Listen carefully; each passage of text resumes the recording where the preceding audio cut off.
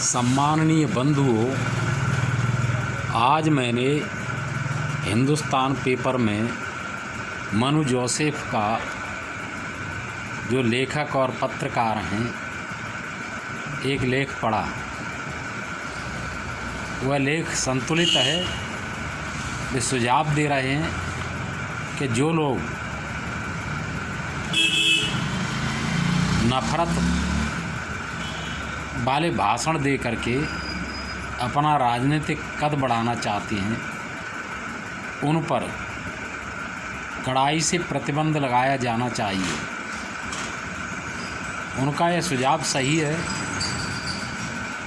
उनका यह भी मानना है कि पश्चिम के लोग यह धारणा बना बैठे हैं कि हिंदू समुदाय मुस्लिमों के प्रति अन्याय कर रहा है, लेकिन ऐसा है नहीं। इसे लेखक भी मानता है। सवाल यहाँ पर यह है कि हिंदुओं ने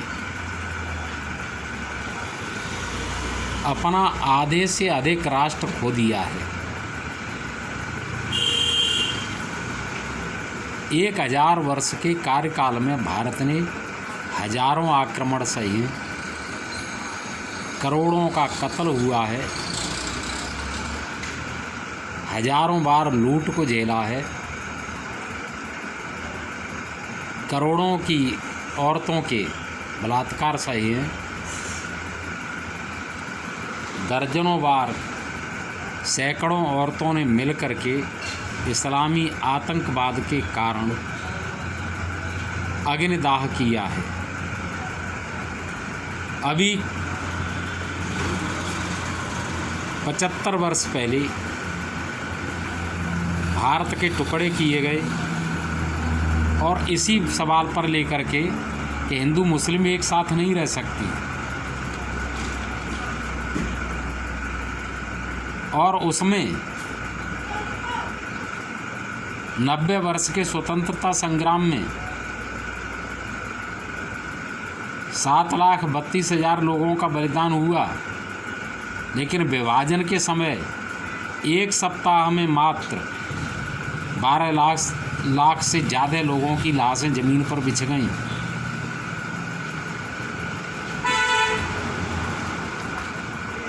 इस सब के बावजूद भी समस्या की समस्या ही बनी रही।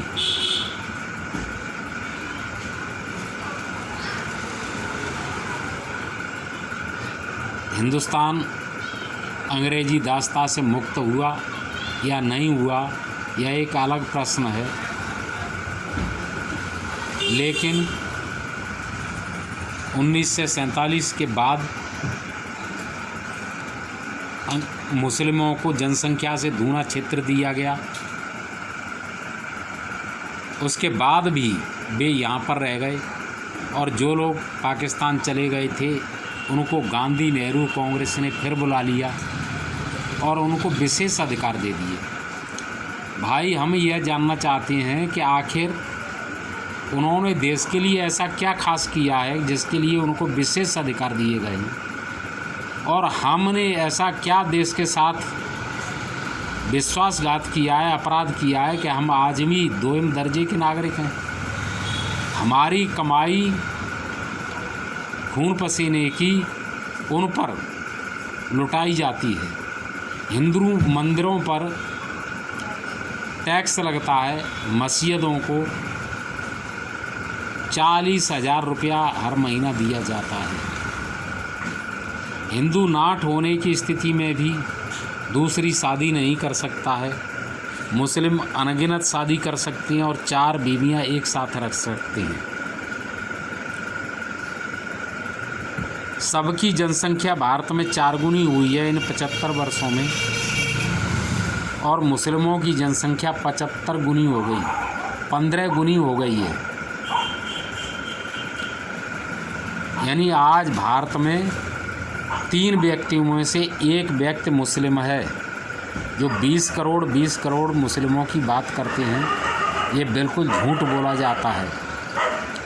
वे 1/3 हो गए हैं और 1/3 होने पर ये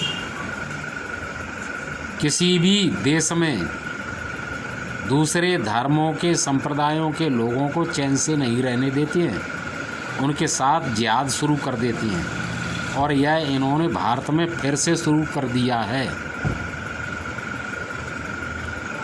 यह कौम साफ साफ घोषणा करती है कि पूरी धरती पर इस्लाम के सिवाय, मुस्लिमों के सिवाय किसी और को जीवित रहने का अधिकार नहीं है। जब तक धरती की पीठ पर एक भी व्यक्ति गैर मुस्लिम है, तब तक जिहाद जारी रहेगा। और वे मानते हैं कि गैर मुस्लिमों के साथ झूठ बोलना, धोखा देना, विश्वासघात करना, उनका पैसा लूटना, ज़मीन लूटना, औरतें लूटना, ये सब जायज़ है। और उसमें यहाँ तक लिखा है कि ऐसा करने वालों को अल्लाह जन्नत देता है और जन्नत में उनका खुद स्वागत करता है। बंटवारा कैसे किया जाए, पैसे का, ज़मीन का, औरतों का, यह सब उसमें लिखा है। बलात्कार कैसे किया जाए, यह भी उसमें लिखा है। हत्या कैसे की जाए, यह भी लिखा है। संघर्ष कैसे किया जाए, यह भी लिखा है।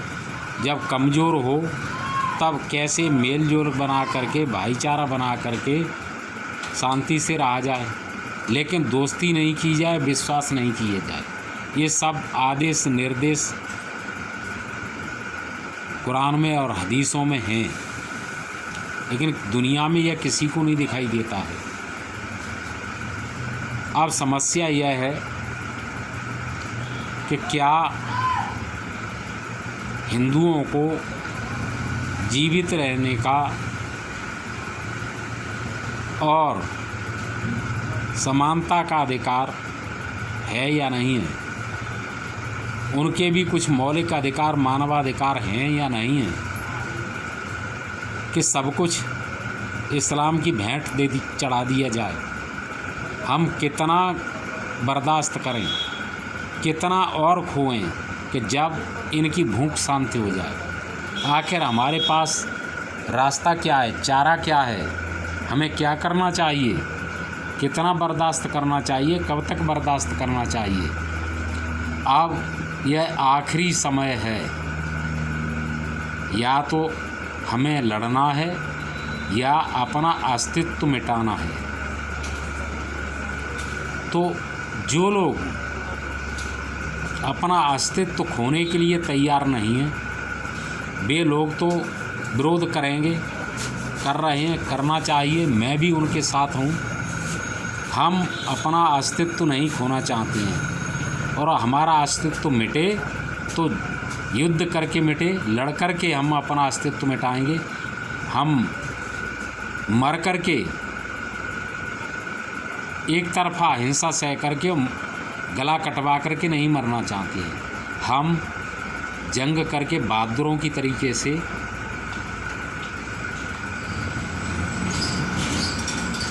मिट कर के मिटाना चाहते हैं। हम मिटाएंगे तब मिटेंगे, हम बिना लड़े नहीं मिटेंगे। जिस व्यक्ति को यह खलता है, जो लोग यह चाहते हैं कि भारत का इस्लामीकरण हो जाए, वे लोग खुल कर के इस्लाम का पक्ष कर दें, साथ दें। और जो लोग यह चाहते हैं कि भारत में हिंदुओं को भी जीवित रहने का अधिकार है, उनके भी कुछ मौलिक अधिकार हैं, मानवाधिकार हैं, उन्हें भी समानता का अधिकार मिले, वह हमारा साथ दें। हम अपने हक को, अधिकार को, सम्मान को, जीवन को, देश को, सभ्यता को, संस्कृति को, धर्म को मिटता हुआ नहीं देख सकते हैं। हम इसके लिए हर कीमत चुकाएंगे। अब हम सब्र नहीं करेंगे और त्याग नहीं करेंगे। अब दूसरे लोगों को शांति की बात करनी होगी, उन्हें भी अपना त्याग करना होगा, उन्हें भी अपना हक छोड़ना होगा नाजायज़, और हमको जायज़ हक, अधिकार और सम्मान देना ही होगा। अन्यथा हम अब किसी भी ऐसे नियम को, कानून को, आदर्श को सुनने, समझने, मानने के लिए तैयार नहीं है, जो हमारे साथ दोयम दर्जे का बर्ताव करता है। जो हमको रौंदेगा हम उसे रौंदेंगे। जय हिंद, नमस्कार।